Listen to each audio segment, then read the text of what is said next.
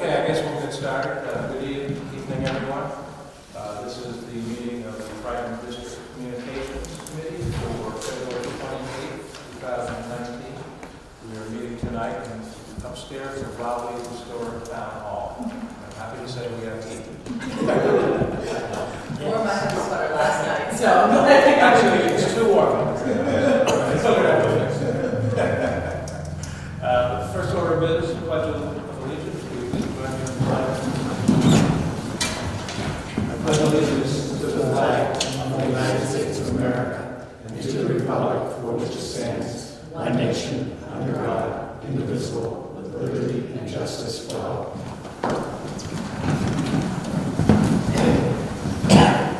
We have representatives from the Triton School District, obviously, also from Raleigh and the other two towns.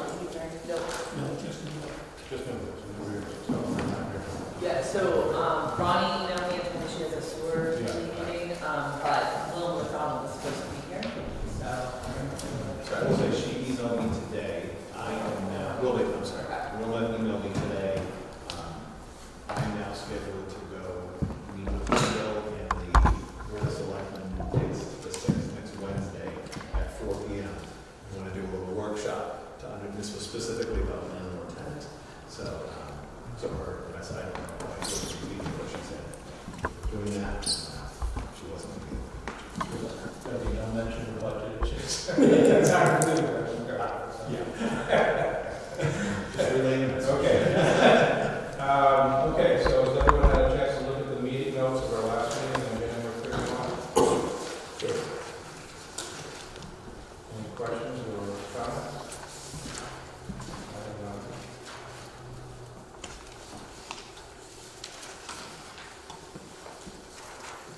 Okay. All right, next item on the agenda is landlord-tenant agreement update. We received verbal updates on the review of proposed landlord-tenant agreements and any actions taken by each member of town. So, we already have yours. We already have Robert's. I did just get something from Tracy Blaze from Newbury's council that forwarded something. So I have that now, having had a chance to forward it on yet. And again, I'm meeting with Salisbury and Board of Selectmen to answer several questions. Again, the biggest change is for the town of Salisbury. So I'm meeting with them next Wednesday, the 6th. And that is the sole topic we discussed. So hopefully at the next BCC, which is 21st of March, Yes. we'll be able to have some actual meeting discussion about it. Good. Anything else? Anything more? Okay, next is the Triton FY20 budget. To discuss the FY20 Triton tentative budget as voted by the Triton School Committee on February 6, 2019, and the ongoing budget process. So I'm sorry, I'm saying, I just got a text from Alicia saying she's going to be late. This was very much, my phone was buzzing in my pocket. She's coming. So I was thinking, do you want us to go over the budget? Do you want to? I've heard that before. I was going to say, yes. In terms of process, where are we now? And where are we going? Yeah. What's next? Yeah. So I know someone has to look at it. yeah, I mean, we can start there. So we have a tentative budget. We voted that on February 13th. The tentative budget I voted is the $1.721 million increase. There was some discussion on February 6th, I believe it was, which several town officials were in attendance. There was some discussion with adding some additional costs. Ultimately, the school committee on the 13th did approve the 1.721, which was the rough ballpark figures we were using up until that point. It is roughly, again, just in summary form, it's a level services budget. The 1.721 is about $1.5 million of that is salaries and special education increase costs. If we were to take out, and there were some other figures we were talking about last night, it was raised. If we were to take out the increase in special education costs, we would be below 2.5% actually. Again, this is not a statement about special education. Just the increase. Just the increase. I'm sorry. Yes, just the increase. So that's not a statement about special education. Sure, no. They're needed services, they're important services, they're required services. The reality is we need some help from the state in paying for those services. So I'm not sure if we want to, there's more detail we want to, we certainly can go through more detail, but it is primarily, there's a couple repairs for high school bleachers. I'm trying to think of what else that wasn't straight legal services, heating, some maintenance costs.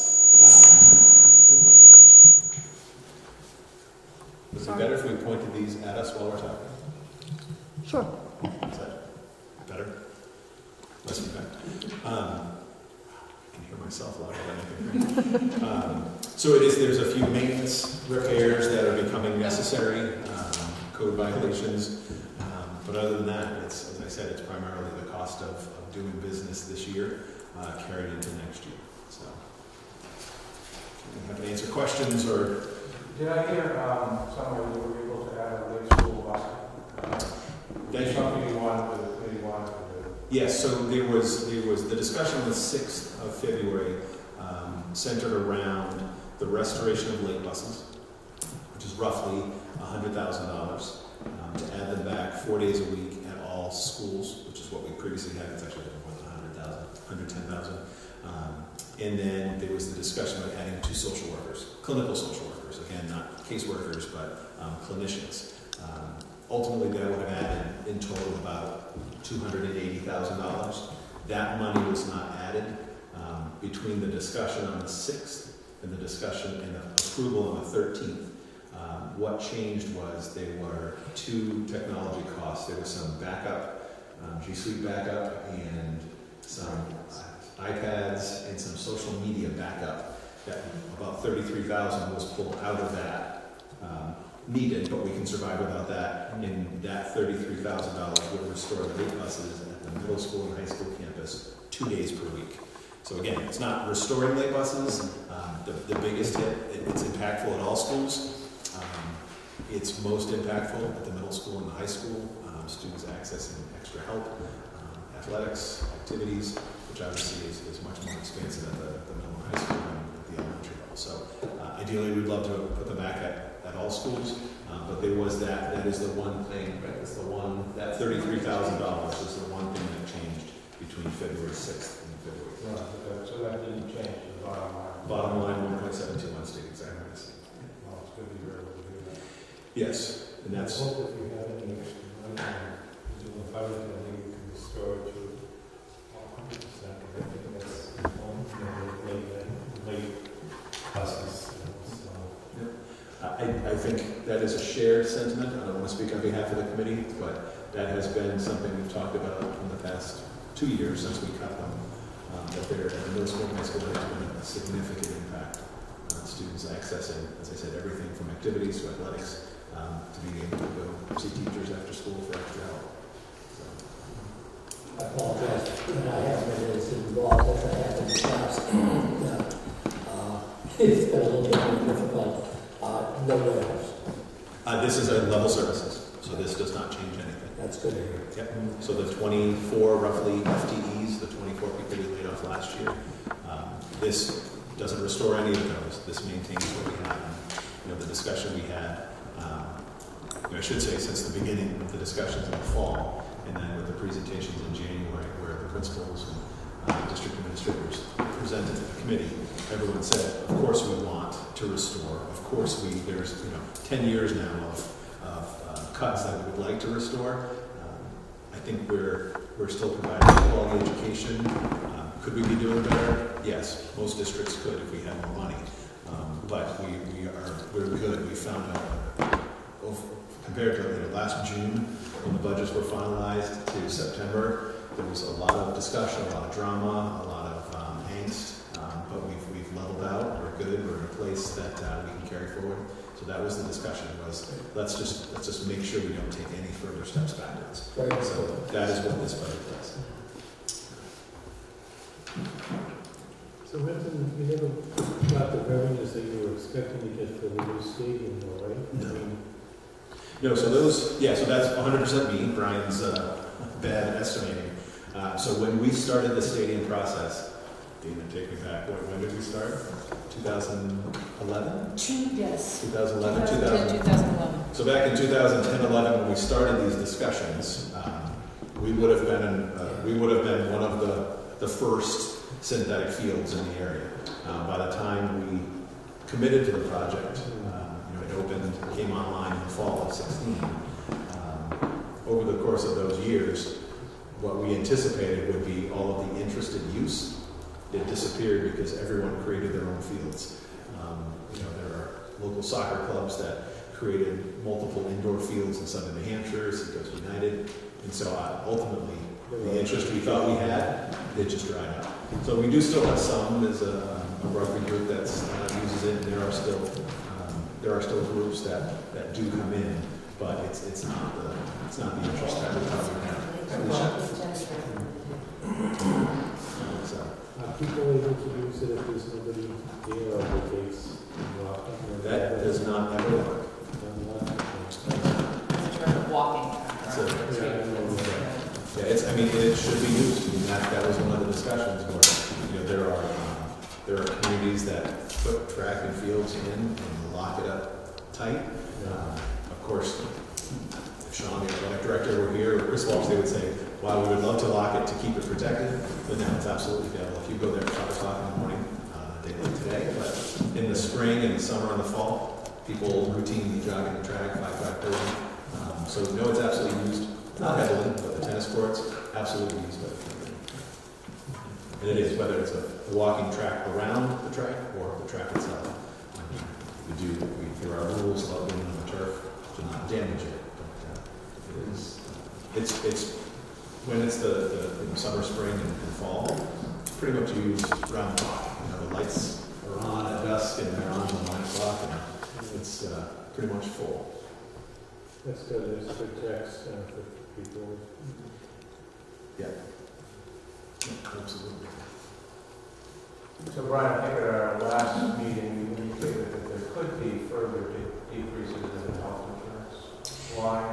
Yes. Is that still the case? Or? Yes, so that is still in the process. So the Public Employee Committee is meeting with the Personal Negotiation Subcommittee. Spent 2 hours today, meeting with our consultant and the BEC reps. So, so this budget carries a 0%. The committee set a informal goal that they want to save more than that. Still executive session, but that the target is less than this. So that would provide additional savings. Would then be a discussion of, does that reduce assessments, or does that address some of the other discussions that we've had, things to keep that within no more than the assessment. Are there other things that could happen that would cause the budget to go down? Do you want to go down? Or is it pretty much this is what we're looking at?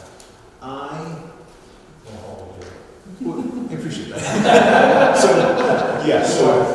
So more state aid, I don't know. Yeah, so I would say the most volatile, and again, this is universal, we talk to any school district, is special education. When we have a student move across a border, move into town, or a student who's outplaced, those can happen at any point. Right now, we are confident that the assumptions we've made in that $550,000 increase for out of district and hundreds a month for other services is good. We're there. There's been some ebbs and flows, some people who we assumed would not, and now some people who we did not assume will. But that, I believe, is fairly stable. That's the one variable, really. Healthcare we just talked about. Other than that, it's all set costs. It's contractual costs. State aid, we met with Diana DiZoglio and Senator DiZoglio, and I think would echo her thoughts that there's good momentum on language for corrections for the future, and we're hopeful. But I think we got to make some safe assumptions that we're not going to get a whole lot more this year. You've got opinions on that. No, I was just going to say that when we met with Senator DiZoglio, so we also met with the superintendent and chairs of a number of other the area school committees, Newport, Kentucky, North Andover, Amesbury. So it was not just us. Everybody the immediate thing was, how can you help us with special education costs, because they're enormous. There were a lot of ideas that were tossed out there, even just helping out with special education transportation, which is not currently a reimbursable item. So even though we see a reimbursement on a tuition, a partial reimbursement on tuition, if the tuition's high enough, we're paying for a van. We can put savings in where we can and try to share vans and things like that, but it's still a high cost when you think about essentially a driver for one or a few students going to a specific location. So I think she had some ideas on that. Her kind of take on it, what I took away was, she feels like it was sort of a dare on the governor's part with all of these education reform legislation bills coming in to get something done by April. And if something's not done by April, then there's not going to be a lot of movement in the budget this year. If there is something done by April, which is a very tight timeline for the legislature, then there could be more movement this year. So that doesn't help us because we have to vote this by the middle of March. So I mean, I would, if they're looking at April, I think they're going to be pushing to the very last minute if something even happens. Yeah, more likely towards the end of the fiscal year. Possibly, yes. And our message has been, don't rush this, Yeah. do it wrong, and think this is education reform, right? This is not a 25-year solution if we're getting an extra $20,000 a year. That helps a lot. No, So, no. Yeah, and all the districts there were in the same boat. We all have decreasing enrollments. We're all seeing per pupil minimum aid rather than increases in our foundation budget. So it was all, I forget what the new report they were getting, but it was small. it would seem That's like a 6,000. slighter uptick. You're gonna have to put the money for the towns that really, because that shows up more, it's more of an impact, from PR point of view or whatever.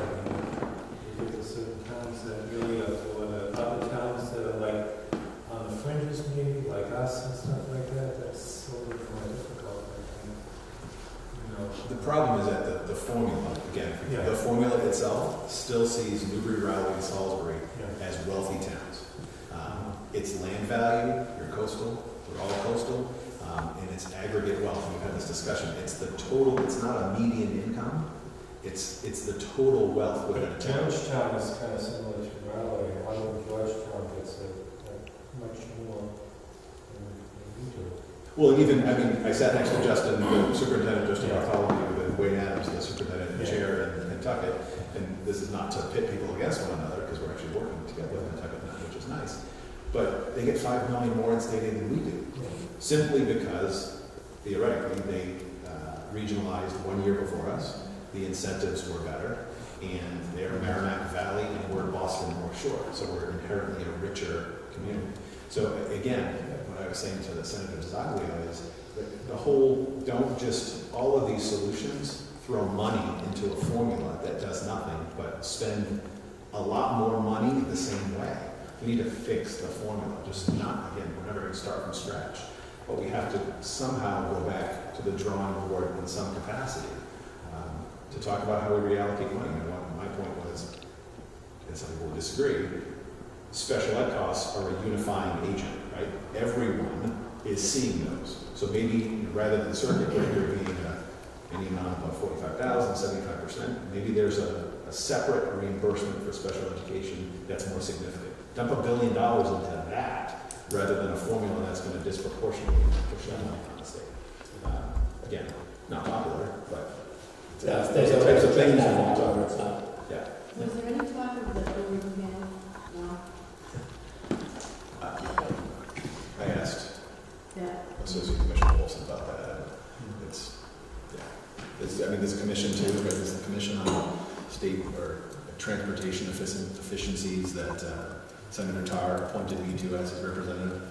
I don't know, happened last June, and there hasn't been a single peep about that. So it's in the works. I guess that's going to be in the works for quite a while. And as Senator Zaglio said, she's put forward some great legislation, and she tries to not include subject to appropriation because that's the killer. As long as it says subject to appropriation, whether we're talking about regional transportation or Chapter 70 or circuit breaker, if it's subject to appropriation, there's no teeth. And she, obviously she's in the minority, wants to put forward legislation that doesn't give us the option, or doesn't give the legislators a free pass. Because if there's a free pass, why would we take it? I get it. So, We were able to talk her through kind of what we needed, and all the districts that were there were all in the same boat. So we were able to say, this is what would help us, this is what would help us. Her plan was to take that, so she knows Senator Lewis, who's the new chair of the Education Committee, the Senate Education Committee. So her plan was to kind of take those, roll them all in, and she's got her own committee to serve on, to bring those to Senator Lewis ahead of time and be able to talk to him about what some of the alternatives might look like and how they might fit in with what's currently out there on the table. He's a very vocal proponent of the Promise Act, which is Senator Chang Diaz's legislation. I will say, the Rural Schools Coalition actually held a day on the Hill today and went and had a press conference and kind of a debriefing, and then went and visited a bunch of legislators. And Senator Lewis sat in on that, and they talked heavily, from what I was able to see, about this issue of towns with decreasing enrollments. They have some very perfect, specific parameters that they've set that we don't fall into. We're 4 students per square mile, something like that. boy, it's 40, and we're like 40, 43. Yeah. So we're. But the income levels were not. Yeah. We're not there. So in that they understand that that's a step forward. If something like that was broadened, then maybe we could fit under that umbrella as well. They're advocating for a $400 per student, I think it is. Yeah, boost. So what I've learned is that there's 3 types of education right now, 3 types of education funding that are needed. One is the Promise Act, which is the, chapter, but it's to the big cities that have, their own specialty, healthcare, sports, jobs, English language learners, all that. So that, the Promise Act is going to cover that. Then there's another need, that's the rural towns, which are mostly on the Berkshire, the west part of the state, some on the Cape, and they have the age to rural, that's huge. I mean, they need help as well. Then there's us, and we fall in other towns that are similar to us, that if we stay in this trajectory, we won't have a school and we won't have a town. So that is what needs to be kind of like, my hope is to try to get that group of people and get them loud and vocal, like the other two. Because that's the only way we're getting any money. Yeah. We're not actually that different from a true what they would consider to be a true rural school, like the Mohawk Trail Regional School District. It looks a lot different, but the effects are the same, just more drastic for someone like Mohawk Trail They or make a lot Pioneer less Valley. money and they're more spread out and so Yeah. transportation, so. Right. Yeah. But the, But that's not that different from what we're experiencing here. It's fewer students But per it's the square wealth. mile. It's the wealth. Yeah, it's the wealth. Yep. Yeah. Which again, the Promise Act thinks it's fixing. yes, That's the danger, is that those aren't disparate efforts. The Promise Act authors believe that that solves the problem. Just like the authors of the Chapter 70 formula believe it's the right formula. It's not. But there is, I mean, there's more talk about it every year. It's gotten louder. I mean, the State House News Service was pushing out information today about rural schools and rural enrollment. So this has never been discussed, right? And it's now kind of like the third rail is being discussed. That's progress. Slow, but I'll take it on the hook. So I think kind of our discussion internally has been, when I'm talking to Linda, who's heading policy and advocacy, and Brian, has been that we need to, again, go back and identify those towns that look like us and make sure that they understand that the Promise Act is not going to do what they needed to do, because there's everybody understands they feel the financial pain, right? And when you have something coming that you think is going to solve your financial pain, you kind of glom onto it and you say, great, let's go for it. But I don't think there's a real understanding of what, I can say for sure, there is not a real understanding of what it's doing for many of the districts. Which is frightening. It is absolutely frightening, yeah. And I think my message when I've been talking to other school committee members is, please do your homework. And if you don't have a great understanding, don't be afraid to go to your business official. Don't be afraid to go to your superintendent. Find somebody who understands it and can either explain it to you or at least give you an idea of what the impact would be, because you need to know. It can't be you accepting, you know, something you received in the mail or someone telling you from outside of your district that this is the effect that it's going to be. You really need to have someone in your district doing these numbers and you know, figuring out what it's going to mean to you. But I think we need to make them ask that question. That's been kind of my take on it. So I don't know. I sent you and Neil and Ronnie that list of all the districts that would not see any additional aid through the Foundation Budget Review Commission findings. It's going to be a concerted, I think, deliberate effort to try and figure out. I'm still playing telephone tag with the United Massachusetts Selectmen's Association, so I'm still, Yeah. I haven't dropped that phone. Brian and I are also headed to the Mass Association of Regional Schools legislative breakfast tomorrow. So a lot of those people, so 60% of regional schools, good times. 60% of regional schools would not see any benefit from the Foundation Budget Review Commission. So we'll have an opportunity to hopefully do some networking there and be able to. I feel like once people are betrayed, feel like they're betrayed, they're very willing to speak out. It's getting to that point to say what we've been told is not true, and now I need to go out and share that with somebody else. Right. And that's every time a board of selectmen or a school committee endorses the Promise Act, that's just one more little notch to make it happen. And it's just, I mean, the amount of ill information out there is astounding. And that was one of the things we're pushing and saying is, if there's legislation that's put forward, have it be a requirement within the Senate, the House, some side that you can't put language forward without an estimate for 351 cities and towns. If you're making a financial proposal, you cannot not include Appendix A, impact on 351 cities and towns. You just can't. Model it out. And then that would slow legislation down with that far fewer laws.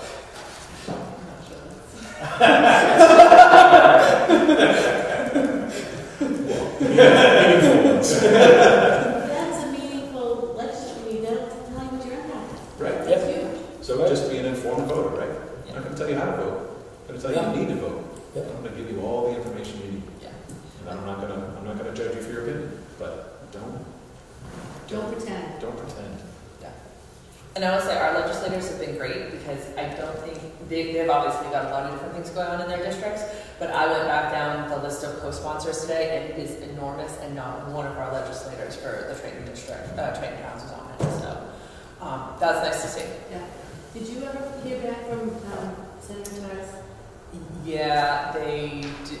I mean, they were basically just given the language. So she said, this is what it says. And I said, I know that. I'm looking for kind of an interpretation of what that means down the road. And she was basically getting the same information over and over again. And I said, that's good. Thank you. I appreciate you trying to go and track down information on the Blue Ribbon account. Right. To me, it's really governor because from what I've been reading, he seemed to be, I mean, he said there were things that he didn't like, but he says overall, I think he's pretty satisfied with, what they came up with as far as, Who's he? The Governor. He actually has his own bill. So he's happy with his bill. Yeah. He's duking it out with the House bill, which was filed by Representative Tucker, who's out of Peabody, I think. Area, I don't think it's Peabody, but Yeah. it's his. Which is also kind of duking it out with Senator Chang Diaz's bill. So, But the bill doesn't go far enough to Yeah. help the oh no, schools like what we fall in, so. yeah. Just different versions of putting different amounts of money in different pots, that's all it is.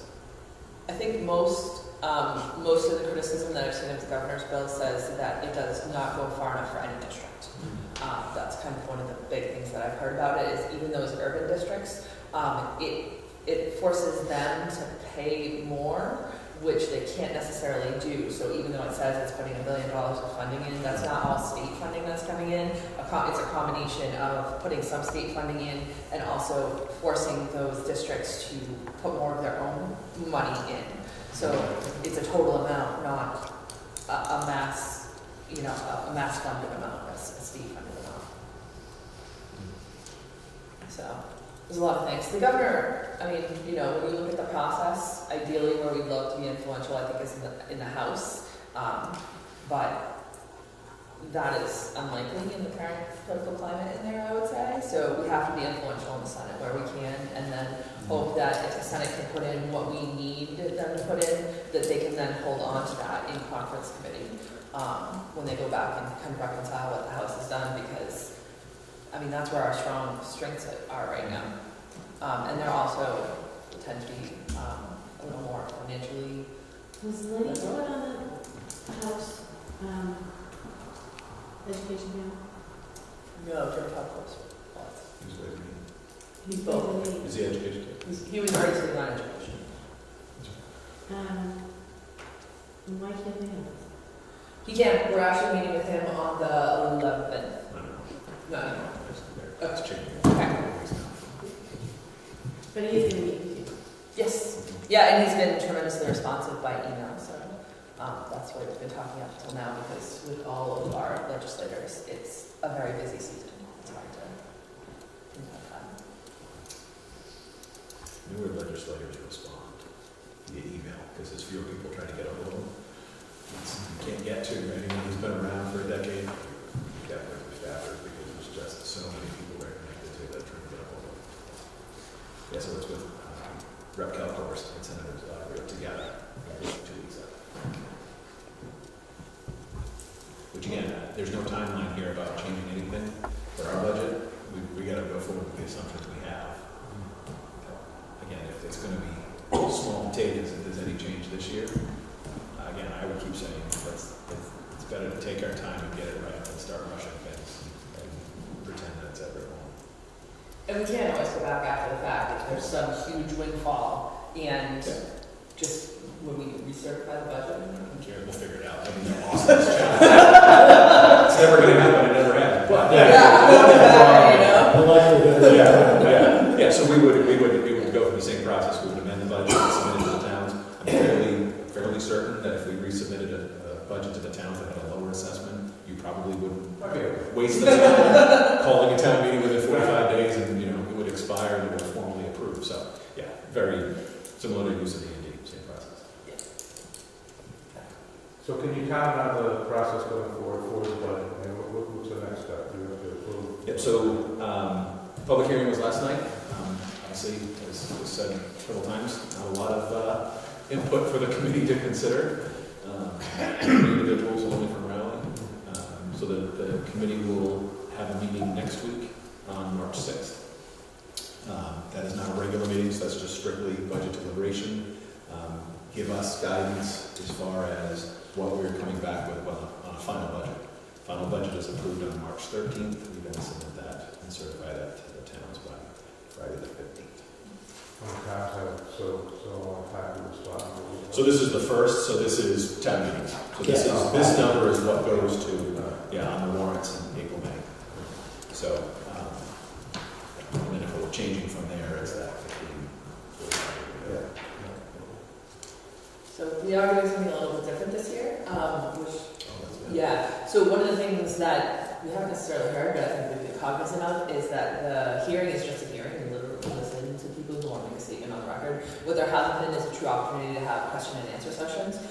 So we actually set up one drop-in session in each of the towns, although any of the town residents or officials or whoever wants to come can attend them for next week, Monday, Tuesday, and Wednesday of next week, so that we can literally have a true Q&A. So if somebody wants to show up with a budget and say, can you explain this number to me, or can you walk me through it and just show me, what's changed during the year and, where the important numbers are that I need to look for. I'm trying to find this. that type of thing, or talk about the programs at the school, or anything like that, that one, it's kind of, sorry, the 4th here, yeah, So at 4th, 10 a.m. 10 a.m. at Rowley Library at 10 a.m. The Monday. 5th, this Monday, coming 4th, Monday yeah. at 10 a.m. in the Rowleyton Library. Tuesday, the 5th at 11 a.m. in the Newburytown Library. And Wednesday, the 6th at 1 p.m. in the Salisbury. Those are hours people are not working. So this was the first, you know. that was the other discussion we had which was, there's always evening meetings, there's never daytime. So this was a deliberate daytime because there aren't ever daytime opportunities. And, you know, I sent all the messages and email, or I posted email, Facebook, whatever, to say this is a first attempt. If it's a good response, we'll do late afternoon, early evening, late evening. We were also very tight this year because we had February vacation last week, which for a lot of families, they go away. And then I was insistent that we have it done by the 6th because there's, I mean, if it's going to have any input on our budget discussions, it pretty much had to happen before that nighttime budget discussion meeting. We needed to have Brian and Michelle there. We wanted to have at least a couple of school committee members at each one. So it left us with very few, we needed like a 2.5 hour window, 2 hours. Right. We blocked out 2 hours at the site and then traveled. So it was tight. It would, yeah. So we can certainly do more. Again, this was to be able to get some more input. Last night, there was an evening opportunity to provide input with some daytime. And again, between March 13th and when it's voted in each of the member towns, there's further opportunity for discussion. Because taxpayers will vote on the budget as is, even if it doesn't. So that said, we're rolling up essentially all the discussion that's happened until now. The public hearing information from last night, drop-in sessions from next week, and this meeting, of course. So if you have any additional input at this meeting for us to take back to the 6th, speak now. I mean, I know we talked about it, but, you know, obviously it's ongoing discussions. I know you've been saying a couple of times tonight at least that 1.721. That's not the figure that's in the book here. The increase? It's 1.7, I'm sorry. I read it. Oh, I was looking. Yep. Or the assessments, changing the assessments because of the change in the revenues. Yep. The change in the assessments is 1.717. Yeah. Okay. So, yes. So that's a change in assessments. So why is it that you have 0 in excess and deficiency? Am I looking at something wrong here? We're not pulling anything out of excess and deficiency this year. So in the past, when we had a significant amount of excess and deficiency, we pulled $50,000, Is it the same $100,000. as last year then? Is it, Zero, okay. We didn't take, last year, Last year. or the year before, was the year, yeah, we had any amounts ranging from 2 to 3 to 400,000 over the years. Last year we were certified at 299. We ended up by June taking kind of the school committee vote because we weren't very confident heading into June that we were going to close the year. We ended up closing within 14,000, so that was recertified. Or we got copies of the current certification is 464. There are 2 issues that we've been talking about routinely. One is improving swipe card access, or IDs allow us to swipe into the buildings. So there's a software upgrade that's The needed door's locked. for district-wide. We can make sure that doors are locked and secure. That's about 25,000. And then we need a facilities assessment at the middle school, high school campus. That is nearing its 20th year of life. I was not around when the project was done. There were a lot of things that I wish were done differently. So we know there's needs. But the first thing we need to do is to do a full engineering assessment, building envelope, internal, external, all the mechanical systems. So we said roughly 75,000, a complete study done that will allow us to then put out a 10, 20-year capital plan for that structure. So that 100,000, we're in the works to bring that to the committee for to tap into this year's spending through excess and efficiency. So in essence, we have roughly 350,000. Again, we'll say it again, we should have, the recommendation is 3% of operating, which would be about 1.2 million. It's capped at 5%, which would be $5.6 million. There are lots of regions who have those totals. We do not. But it is our only vehicle, because as a regional school, we can't go back to the city council for an appropriation of additional funds if the student moves in from out of district and has a high cost out of district placement. It is, it used to be we talk about a catastrophic roof or HVAC failure. We don't talk about that anymore. We talk about high cost students moving into our towns, because that's what's happening.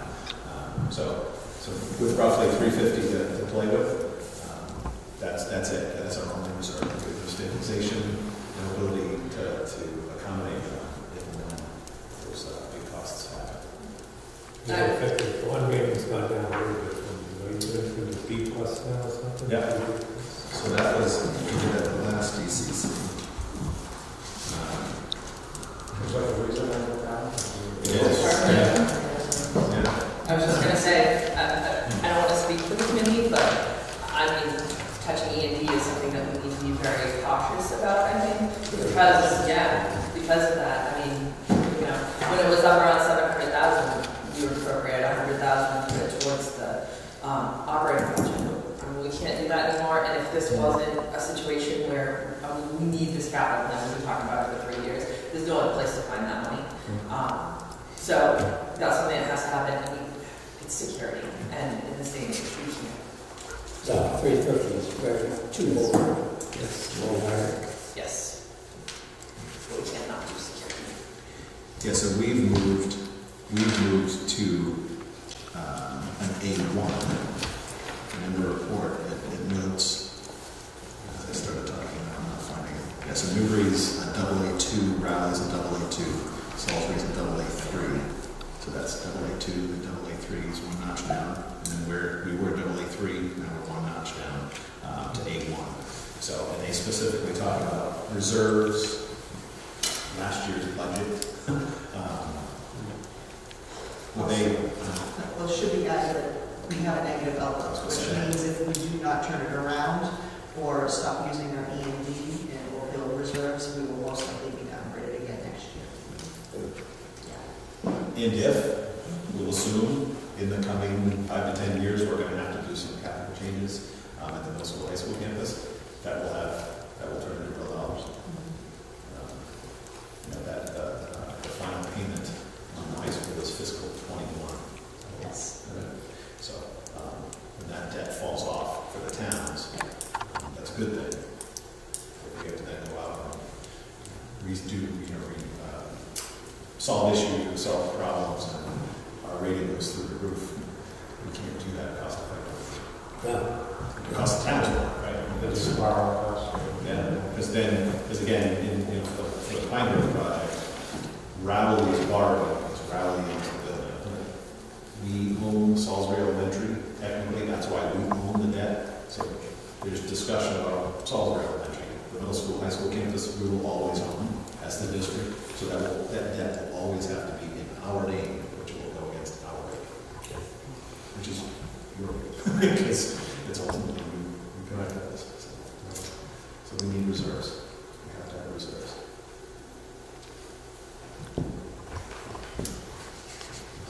Sad way to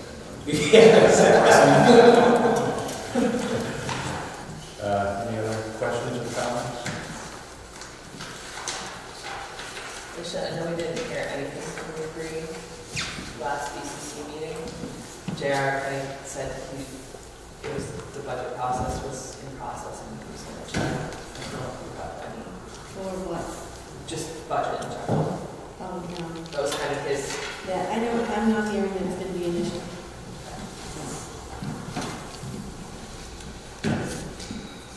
Okay, the next district communications meeting is on March 21, and we're back in the Brighton Library.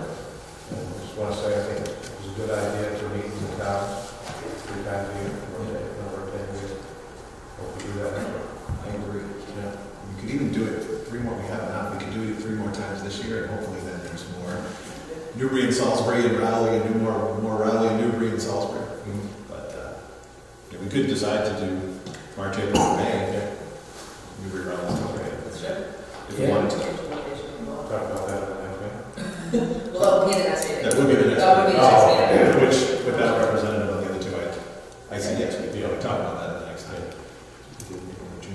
Yeah. April, May. I was gonna say, I'm just looking at. We did a special one just so we but- Just for the purpose. Brian loves me.